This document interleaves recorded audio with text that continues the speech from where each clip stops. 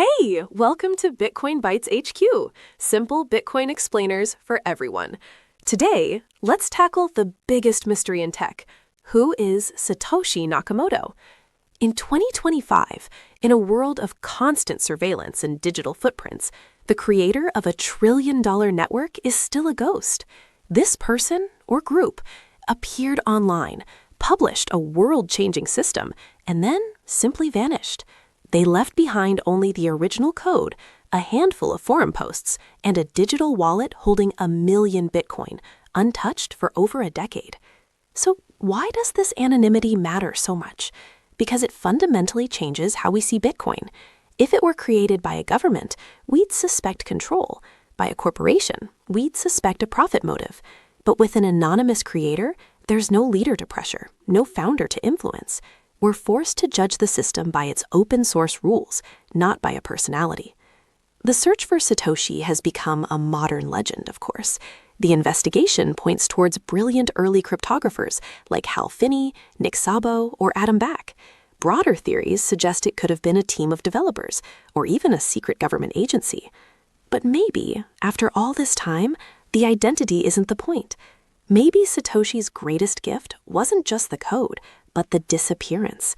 By stepping away, they gave Bitcoin its most powerful feature, a system that belongs to everyone because it belongs to no one. And that intentional act of vanishing may be the most revolutionary part of the entire invention. Satoshi Nakamoto. It's the name attached to the 2008 Bitcoin white paper and the early forum posts that started it all. From these digital breadcrumbs, we know a few things.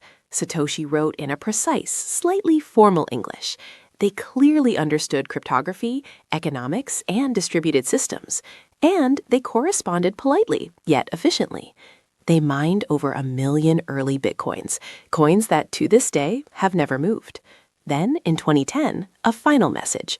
I've moved on to other things. And since then, silence. But one key point is often missed. Bitcoin wasn't invented from scratch.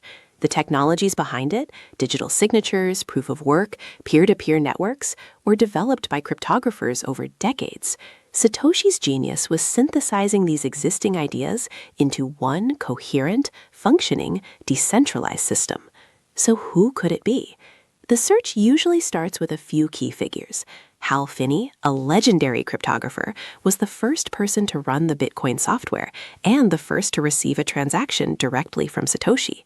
His coding and writing style have similarities, but most evidence suggests he was a collaborator, not the originator. Then there's Szabo. He created BitGold, which is perhaps the closest conceptual parent to Bitcoin. His thinking aligns almost perfectly. Yet Satoshi has consistently and flatly denied being Satoshi. Adam Back is another. He invented Hashcash, a proof-of-work system actually cited in the Bitcoin white paper. He has the right expertise, but also firmly denies the connection. And of course, there's Dorian Nakamoto, a man who unfortunately shared the name and was briefly thrust into the media spotlight, a complete misunderstanding. Because no single person fits perfectly, some researchers believe Satoshi was a small group, maybe one coder, one writer, and one economist working together. Other names like Wei Dai or the late Len Sassaman are sometimes mentioned, but they only match a portion of the puzzle. The truth is, whoever Satoshi was, they practiced extreme operational security, scrubbing almost all personal identifiers from their work, making the mystery almost impossible to solve. This lack of a clear answer has fueled more speculative theories. The most common one involves intelligence agencies, like the NSA or CIA, creating Bitcoin as a financial surveillance experiment. Supporters point to the high level of cryptographic expertise required. But there's a major problem with this theory. There is zero evidence of a backdoor, and the complete transparency of Bitcoin's code works against the idea of secret control. A more plausible idea is the cypherpunk collective theory, that Satoshi was several longtime privacy advocates collaborating quietly. This fits perfectly. The philosophical motivations and the technical building blocks were already circulating in that community for years. This mystery leads to a few common myths that need clearing up. First, if Satoshi returns, Bitcoin will collapse. This isn't true. Bitcoin's rules are enforced by the entire network of users, not by its founder. Second, Satoshi must eventually move their million coins. They may never move, and it doesn't affect how the protocol operates. And third, knowing Satoshi's identity would change Bitcoin's code. It wouldn't. No single person can do that, not even the creator. Honestly, early on, I spent too much time chasing this mystery instead of studying the mechanics. Bitcoin's resilience doesn't come from a mysterious founder.